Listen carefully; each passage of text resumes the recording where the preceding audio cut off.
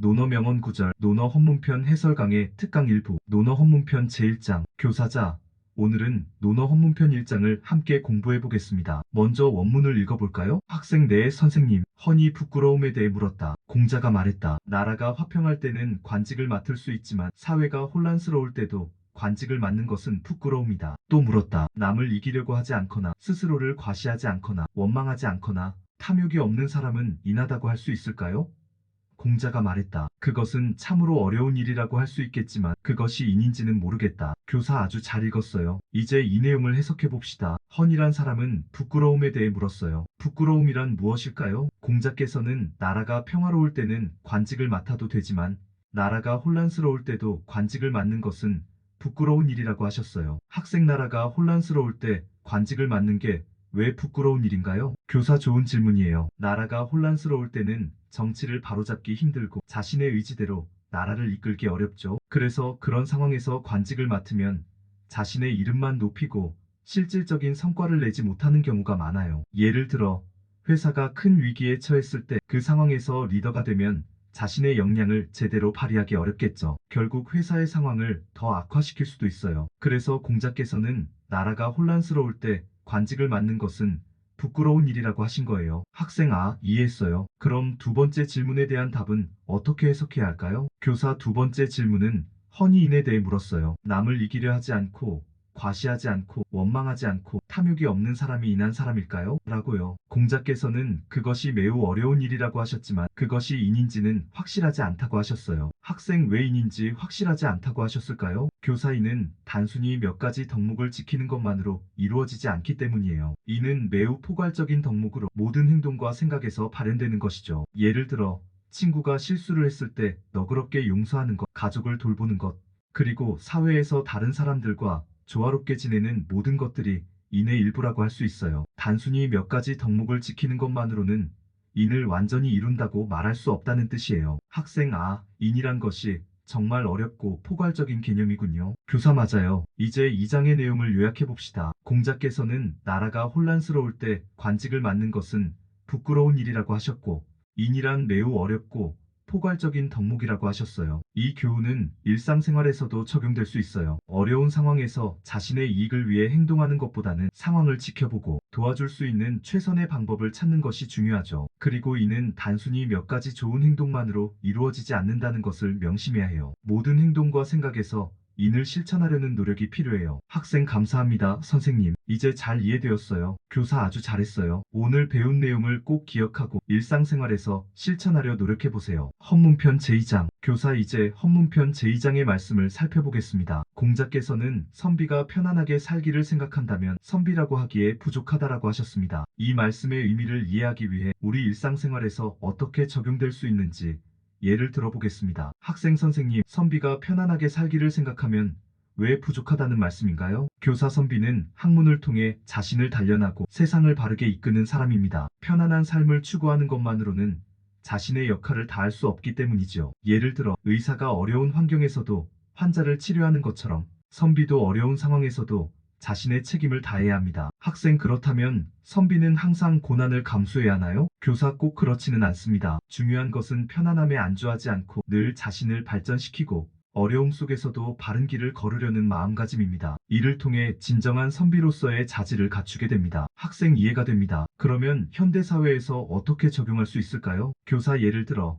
직장에서 어려운 프로젝트를 맡게 되었을 때 편안한 업무만 하려는 태도보다는 도전적인 일을 맡아 해결하려는 자세가 필요합니다. 이렇게 자신을 발전시키는 것이 바로 선비의 정신을 현대에 적용하는 방법입니다. 학생 네 알겠습니다. 어려운 상황에서도 책임을 다하는 것이 중요하군요. 교사 맞습니다. 이번 장의 핵심은 선비는 편안함에 머무르지 않고 늘 자신을 발전시키고 책임을 다하는 자세를 가져야 한다는 것입니다. 이를 통해 우리는 진정한 선비의 길을 걸을 수 있습니다. 헌문편 제3장. 교사 다음에는 헌문편 제3장을 살펴보겠습니다. 공자께서는 나라에 도가 있을 때는 꼿꼿한 말과 꼿꼿한 행동을 하고 나라에 도가 없을 때는 꼿꼿한 행동을 하되 말은 공손해야 한다고 하셨습니다. 이 말씀은 상황에 따라 적절한 태도를 취하는 지혜를 가르쳐주고 있습니다. 학생 선생님, 나라에 도가 있을 때와 도가 없을 때의 차이가 무엇인가요? 교사 도가 있다는 것은 나라가 정의롭고 질서가 잘 잡혀 있는 상태를 말합니다. 이럴 때는 자신의 생각을 뚜렷하게 밝히고 행동도 강직하게 할 수 있습니다. 반면 도가 없다는 것은 혼란스럽고 부정이 만연한 상태를 의미합니다. 이럴 때는 자신의 행동은 바르게 하되 말은 조심해야 합니다. 학생, 왜 나라에 도가 없을 때는 말을 조심해야 하나요? 교사, 혼란스러운 상황에서는 바른 말을 했다가 오히려 해를 입을 수 있기 때문입니다. 하지만 그렇다고 행동까지 바르지 않으면 안 되겠죠. 예를 들어 부정한 상사가 있는 회사에서 일할 때 부정에 대해 공공연히 비판하면 불이익을 당할 수 있지만, 그렇다고 부정에 가담하지 않고 자신의 일을 바르게 하는 것이 중요합니다. 학생, 그렇군요. 그러면 항상 상황에 맞게 행동하고 말을 해야 하는 것이네요. 교사, 맞습니다. 중요한 것은 자신의 원칙을 지키되 상황에 따라 지혜롭게 대처하는 것입니다. 이를 통해 우리는 더 나은 사회를 만들어갈 수 있습니다. 학생, 이해했습니다. 어려운 상황에서도 바른 행동을 하는 것이 중요하군요. 교사, 그렇습니다. 이번 장의 핵심은 나라의 상황에 따라 적절한 태도를 취하면서도 자신의 도리를 지키는 것이 중요하다는 것입니다. 이를 통해 우리는 혼란 속에서도 바른 길을 걸어갈 수 있습니다. 헌문편 제사장. 교사, 이제 헌문편 제사장을 살펴보겠습니다. 공자께서는 덕이 있는 사람은 반드시 좋은 말을 하지만 좋은 말을 하는 사람이 반드시 덕이 있는 것은 아니며, 어진 사람은 반드시 용기가 있지만 용기가 있는 사람이 반드시 어진 것은 아니다라고 하셨습니다. 이 말씀은 우리가 사람을 평가할 때 주의해야 할 점을 가르쳐주고 있습니다. 학생, 선생님, 덕이 있는 사람과 좋은 말을 하는 사람의 차이가 무엇인가요? 교사, 덕이 있는 사람은 마음이 바르고 행실이 훌륭한 사람을 말합니다. 이런 사람은 자연스럽게 좋은 말을 하게 됩니다. 하지만 좋은 말을 한다고 해서 그 사람이 꼭 덕이 있는 것은 아닙니다. 예를 들어 말을 잘하는 사람이 항상 바르고 정직한 것은 아니라는 뜻이죠. 학생, 그렇다면 용기와 어짐의 관계는 무엇인가요? 교사, 어진 사람은 남을 배려하고 사랑하는 마음이 있기 때문에 위험한 상황에서도 남을 위해 용기를 냅니다. 하지만 용기 있는 사람이 항상 남을 배려하는 것은 아닙니다. 예를 들어 어떤 사람은 단순히 용감하기만 해서 무모한 행동을 할 수도 있습니다. 학생, 그럼 사람을 평가할 때는 어떤 점을 주의해야 하나요? 교사, 중요한 것은 말이나 겉모습이 아니라 그 사람의 진정한 마음과 행동입니다. 즉, 그 사람이 진정으로 덕을 갖추고 있는지, 어질고 배려심이 있는지를 보아야 합니다. 이를 통해 우리는 사람을 제대로 평가할 수 있습니다. 학생, 네, 이해했습니다. 겉모습만 보고 판단하지 말고 그 사람의 진정한 마음을 봐야겠네요. 교사, 맞습니다. 이번 장의 핵심은 겉으로 드러나는 말이나 행동만으로 사람을 평가하지 말고 그 사람의 진정한 덕과 어짐을 보라는 것입니다. 이를 통해 우리는 사람을 올바르게 평가할 수 있습니다. 헌문편 제5장. 남궁궐이 공자에게, 얘는 활을 잘 쏘고 오는 땅에서 배를 움직일 만큼 힘이 셌지만 모두 제명에 죽지 못했습니다. 우임금과 찍은 몸소 농사를 지었지만 천하를 얻었습니다. 라고 말씀드렸습니다. 공자는 대답하지 않았고 남궁궐은 나갔습니다. 공자가, 이 사람은 군자답구나, 이 사람은 덕을 숭상하는구나 라고 말했습니다. 교사자,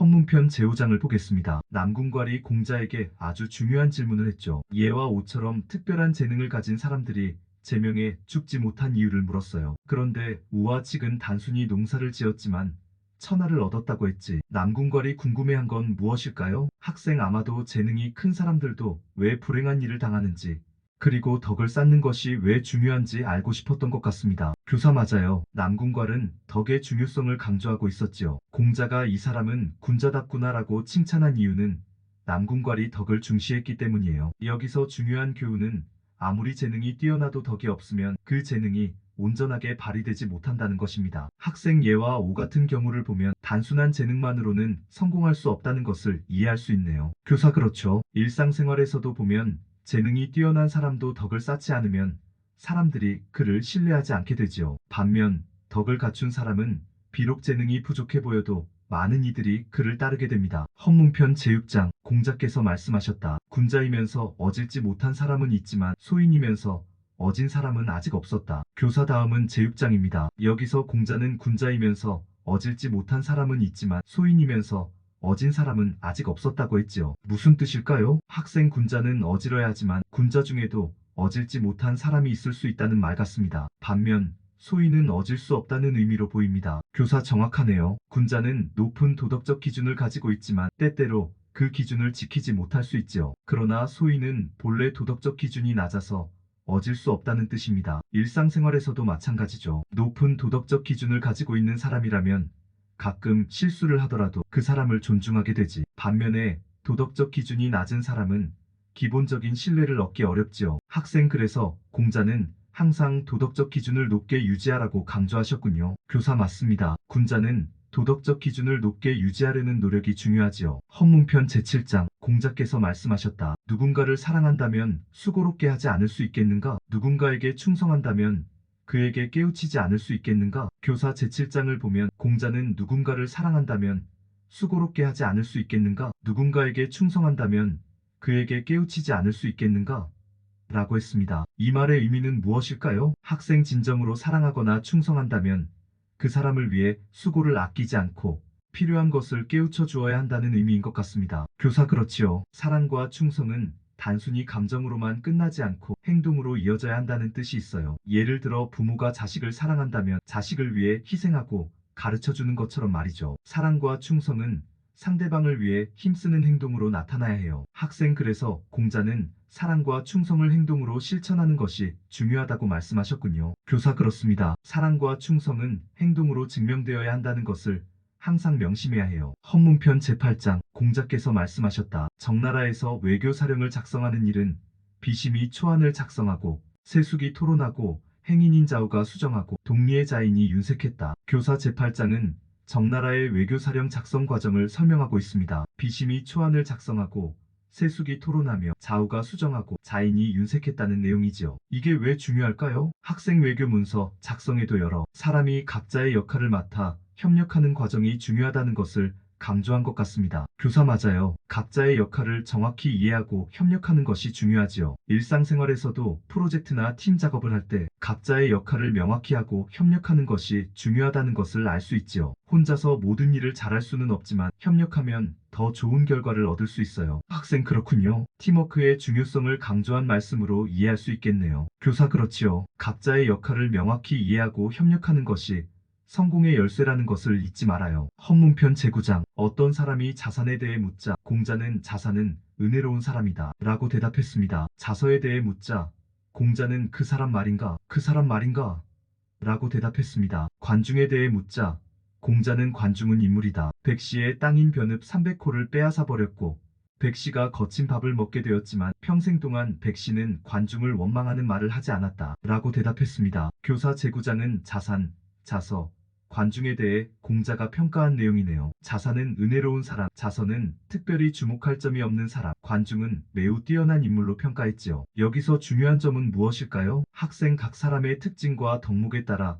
다르게 평가한다는 점이 중요해 보입니다. 교사 맞아요. 사람마다 다른 장점과 단점이 있지요. 공자는 각자의 특성을 이해하고 평가했어요. 일상생활에서도 사람을 평가할 때 그 사람의 전체적인 모습을 보아야 해요. 어떤 사람은 은혜롭고 어떤 사람은 특별한 장점이 없을 수도 있지만 또 다른 사람은 뛰어난 능력을 가지고 있을 수 있어요. 학생 그러니까 사람을 평가할 때는 다양한 면을 고려해야 한다는 것이군요. 교사 그렇지. 사람을 평가할 때는 다양한 측면을 종합적으로 고려해야 해요. 헌문편 제10장 공자께서 말씀하셨다. 가난하면서 원망하지 않기는 어렵지만 부유하면서 교만하지 않기는 쉽다. 교사 이제 제10장을 보겠어요. 공자는 가난하면서 원망하지 않기는 어렵지만 부유하면서 교만하지 않기는 쉽다고 말씀하셨어요. 이 말의 의미는 무엇일까요? 학생 가난한 상황에서는 불만을 가지기 쉽지만 부유한 상황에서는 겸손을 유지하기 쉽다는 뜻 같습니다. 교사 그렇지요. 가난한 상황에서는 원망하는 마음이 생기기 쉽지요. 반면에 부유한 상황에서는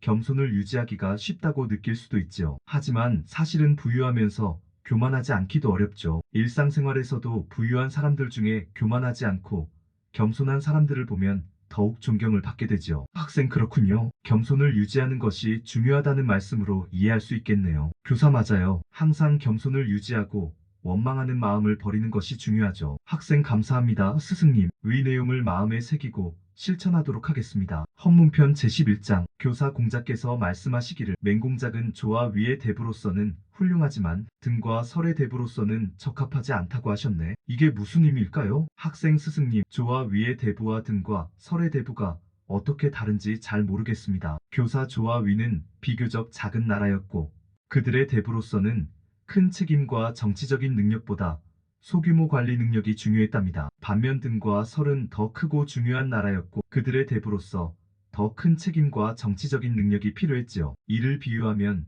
작은 가게의 매니저로서는 훌륭하지만 큰 회사의 임원으로서는 적합하지 않은 사람과 같다고 할 수 있답니다. 학생 그러니까 맹공작은 작은 규모에서는 유능했지만 더 큰 규모에서는 능력이 부족했단 말씀이군요. 교사 그렇죠. 맹공작은 자신의 능력에 맞는 위치에서 잘 수행했지만 큰 역할에서는 부족했을 수 있다는 거지요. 이처럼 우리는 자신의 능력과 역할의 크기를 잘 판단하고 거기에 맞는 위치에서 최선을 다하는 것이 중요합니다. 헌문편 제12장 교사자로가 성인에 대해 여쭈었을 때 공자께서 말씀하시길 장무중의 지혜와 공작의 무욕과 변장자의 용기와 염구의 재주를 갖춘 다음에 예약을 더한다면 성인이 될 수 있다고 하셨어요. 자로는 어떤 사람이 성인인지 궁금해했던 거지요. 학생 그럼 성인은 이런 여러 가지 덕목을 모두 갖추어야 한다는 말씀인가요? 교사 네 맞아요. 예를 들어 우리 사회에서 존경받는 리더가 되기 위해서는 단순히 똑똑하거나 용기만 있어서는 부족해요. 다양한 덕목을 골고루 갖추고 이를 실천해야 하는 것이죠. 공자께서는 이러한 덕목들이 성인의 기준에 부합한다고 말씀하신 거예요. 학생 그렇다면 오늘날의 성인은 꼭 그렇게 많은 덕목을 갖추어야만 하나요? 교사 공자께서도 오늘날의 성인이 어찌 꼭 그래야만 된다고 하겠느냐고 하셨죠. 이익을 보면 의를 생각하고 위태로움을 보면 목숨을 내놓으며 평생의 약속을 잊지 않고 실천한다면 그것도 성인의 모습이라고 하셨지요. 이를 일상생활에 비유하면 작은 일이라도 의롭게 행동하고 어려운 상황에서도 포기하지 않으며 약속을 지키는 것이 중요하다는 것이랍니다. 헌문편 제13장 교사 공자가 공명가에게 공숙문자에 대해 물으셨는데 공숙문자는 말을 하지 않고 웃지 않고 재물을 안 취하지 않았습니까? 라고 하셨지요. 공명가는 공숙문자가 말도 하고 웃기도 하며 의로운 재물을 취했다고 대답하였습니다. 이게 무슨 의미일까요? 학생 공숙문자가 상황에 따라 적절하게 행동했다는 뜻인가요? 교사 맞아요. 공숙문자는 필요할 때만 말을 하고 진정으로 즐거울 때만 웃으며 의로운 재물만을 취한 것이죠. 우리도 이런 태도를 배워야 해요. 쓸데없는 말을 피하고 진정으로 즐거울 때만 웃으며 의로운 방식으로 재물을 취하는 것이 중요하다는 겁니다. 헌문편 제14장 교사 공자께서 장무중이 방지방의 힘을 가지고 자신의 후계자를 노나라 방읍의 대부가 되도록 요구했다. 나는 그가 임금을 위협하지 않았다고 믿지 않는다고 하셨습니다. 장무중은 권력을 남용했을 가능성이 큽니다. 학생 그렇다면 장무중은 권력을 남용해서 자신의 후계자를 세운 것인가요? 교사 그렇지요. 장무중은 자신의 힘을 이용해 임금에게 압력을 가했을 가능성이 크죠. 이는 오늘날에도 흔히 볼 수 있는 권력 남용의 사례와 같아요. 오늘날에 있어서 배울 점이라면 우리는 권력을 올바르게 사용하고 남용하지 않도록 조심해야 한다는 교훈을 배울 수 있습니다. 헌문편 제15장 교사 공자께서 진문공은 권모술수를 쓰며 올바르지 않았고 제환공은 정정당당하고 속임수를 쓰지 않았다고 하셨습니다. 두 사람의 차이는 무엇일까요? 학생 진문공은 권모술수를 썼지만 제환공은 정정당당하게 행동했다는 뜻이군요. 교사 그렇죠. 진문공은 자신의 이익을 위해 속임수를 썼지만 제환공은 정직하고 공정하게 행동했답니다. 이는 오늘날 우리도 정직하고 공정하게 행동해야 함을 가르치고 있어요. 속임수를 쓰지 않고 정정당당하게 행동하는 것이 중요하다는 거죠. 학생 감사합니다. 스승님, 말씀하신 내용을 잘 기억하고 실천하도록 하겠습니다.